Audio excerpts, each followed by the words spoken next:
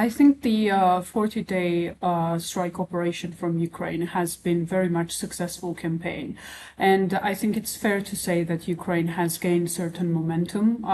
I think primarily the wider political goal that Kiev has set is to bring the war home to the Russian public. In that sense, they have clearly achieved an impact, and almost 40 days on, we can consider the campaign quite efficient, looking at the results in terms of disrupted fuel supplies, increased pressure on Russian economy, and real psychological shock that the local population, including in the large cities such as Moscow and St. Petersburg, have experienced. I think Ukraine has managed to also successfully deconstruct Putin's key narrative, that the special military operation has been taking place distant from Russian households, and there is a growing sense of insecurity among Russians, given that Ukraine has been consistently hitting Russian critical infrastructure.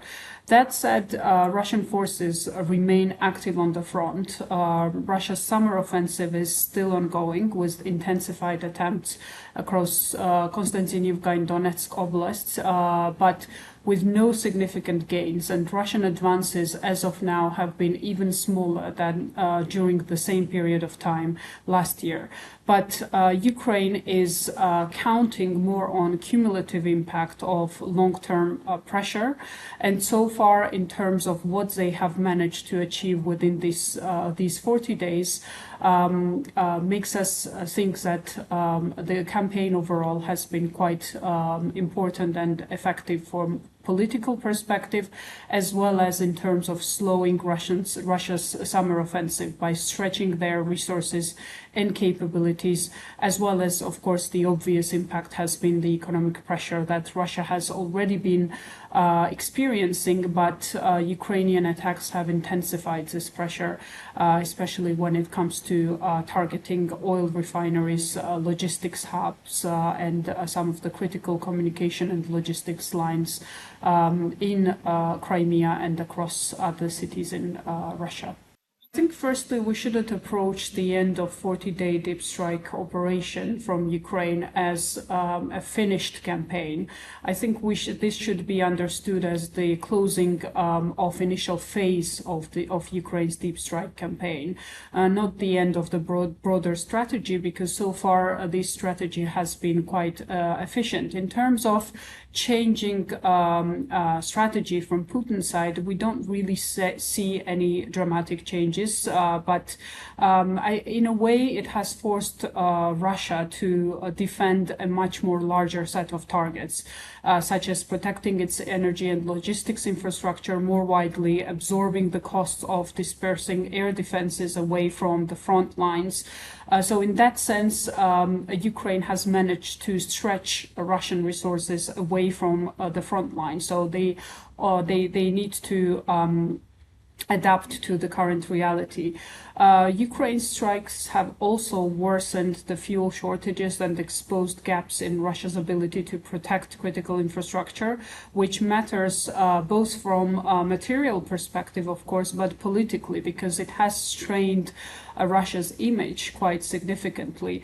That matters most significantly domestically. And just as importantly, the campaign has challenged the Kremlin's narrative that the war is contained and controllable. When drones and missiles can repeatedly reach cities such as Moscow, St. Petersburg, and some of the most critical areas of Russian economy, that changes the perception of security and insecurity within Russia. So Putin had to even publicly acknowledge that, and this is for the first time that he has done so, that Ukrainian attacks on energy infrastructure were creating problems and shortages of fuel. That is significant, but he has also tried to make it look like the situation is still under Russian control and it hasn't had much impact on military operations and the larger picture of how things are unfolding in Ukraine. I think this once again demonstrates that Putin needs to find a more ways to justify this long-term war effort, and Russians are less inclined to support the long-term war because they feel the consequences. And at the same time, Putin's options are also narrowing. And that is probably one of the most important consequences of Ukraine's pressure campaign. On the one hand, there is always an option to go back to the negotiations table, but I believe this is probably the less likely scenario because this scenario would require the Kremlin to accept costs and hence accept some sort of compromises that Putin has far been unwilling to even consider. And on the other hand, there is always an option of escalation, and escalation in this case perhaps means mobilization, which is a possible scenario, but it also depends how far Putin is willing to go. There is always an option of mass mobilization, which I believe is a very risky move from Russian perspective. And we have an example when in October 2022, Putin announced partial mobilization, and this was not supported by wider Russian population. And we have seen back then that even Putin's rankings went down as a result of this decision. And even more so now when the situation is much more critical, when Russian economy is already visibly suffering, this decision would be quite a risky political move. There is another option which is more limited, or let's say partial mobilization, perhaps of around 20 to 30,000 people at the time, but this also is quite a I would say less risky than mass mobilization, but still quite risky decision, because the mood is changing, especially looking at the elites. Some of the business elites, oligarchs, they are more willing now to openly support the end of the war. And that's why I think more Ukraine is placing Russia under pressure, less options there are available for Putin to plan the future of this of Russia's maneuvering when it comes to the war in Ukraine. I think there are two issues here. I think the nuclear horse has run virtually since day one. Putin and people like Medvedev and Peskov, his close spokesman, have threatened the nuclear peace on a regular basis. So that threat is now gone because nobody believes they're going to do it. And I'm pretty sure they wouldn't. So I almost discount it because that would. Not only that would end the war, but it would end, ultimately Putin's desire. And the reason he went into this was to rebuild the old Soviet Union and bring Ukraine and then the Baltic states back into the Soviet Union. If he nukes them, that's not going to happen. So, Putin is an ideologue, whatever else he might be. And that's what his decision making is about on ideology. It's not on material things that Trump is trying to negotiate him with. It's ideology. When you come to a complete restructuring, well, that you can't. Well, it's very difficult to reorganize in contact, as us soldiers call it. So if you're fighting, to stop and reorganize is really, really difficult. Now, Putin would have to, call a ceasefire for 2 or 3 years to reorganize his military. But fundamentally, the Russian military is such a structured, top-heavy structure that it's difficult to reorganize it.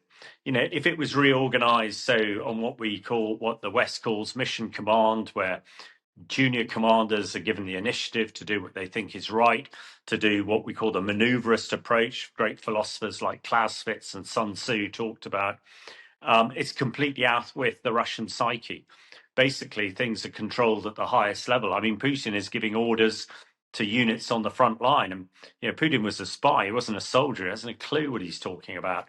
But it's just that the way the structure's dealt with, and the fear in the Russian military, nobody wants to make a decision in case it's wrong, and in case Putin doesn't agree with it. And we've seen how many senior Russian commanders Putin's got rid of. quite apart from the amount of Russian commanders that the Ukraine Secret Service has got rid of. So I think a reconstructing and everything else is, again, very unlikely. I mean, one of the big issues the Russian army has is they don't train because they can't have time. And actually, fighting is a complex business. You know, when I was a young tank commander, it took me a year to learn how to fight one tank. It took me 10 years to learn how to fight a regiment. Now, these young kids that are thrown into the front line apparently only have a week or at best 2 weeks training.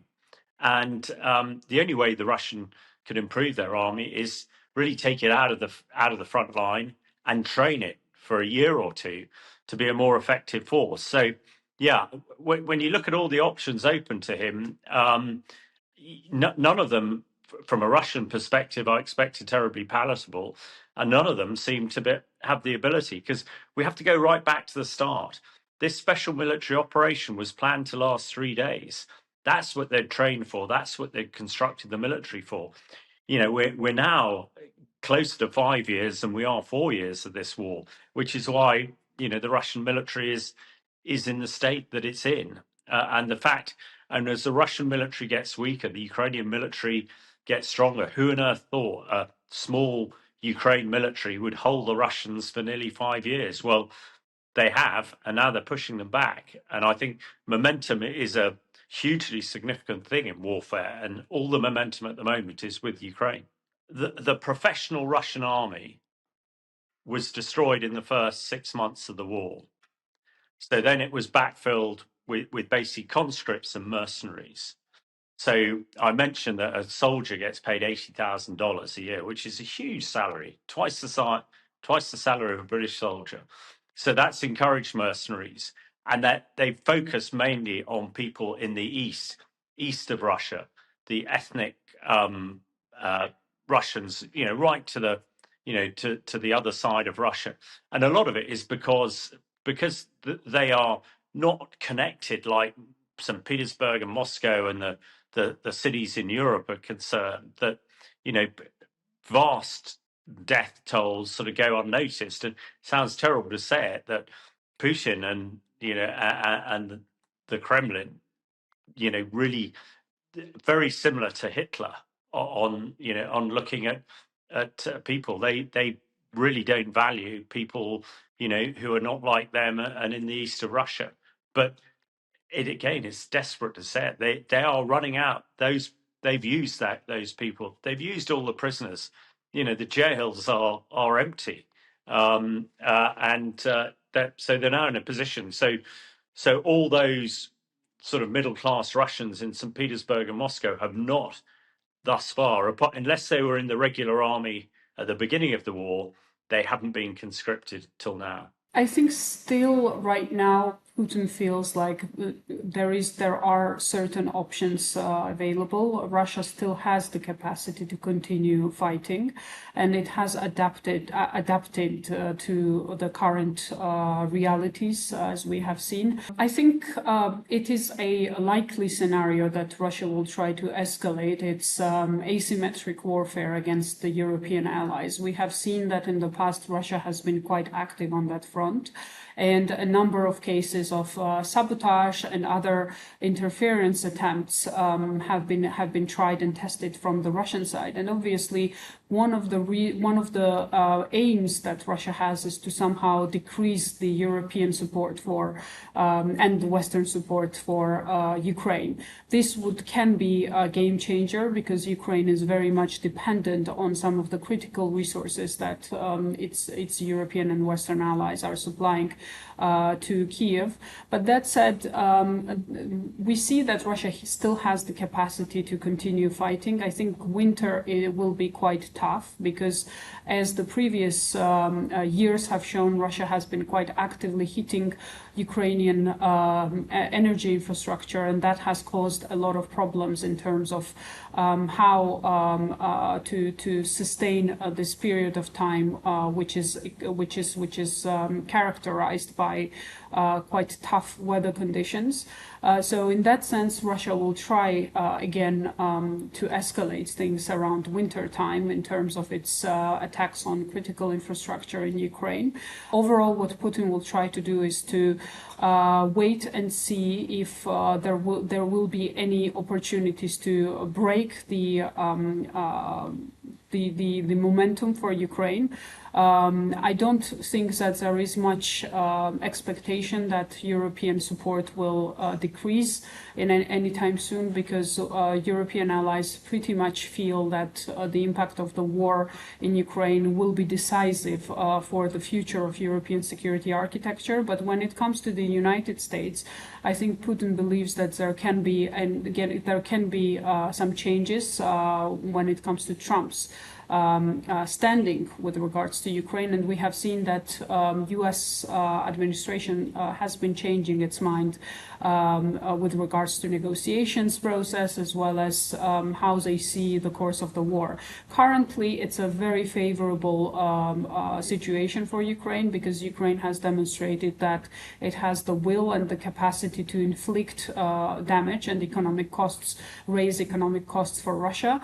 But that said, it is very much unpredictable how Trump administration will deal with the situation moving ahead. This may be seen from the Russian perspective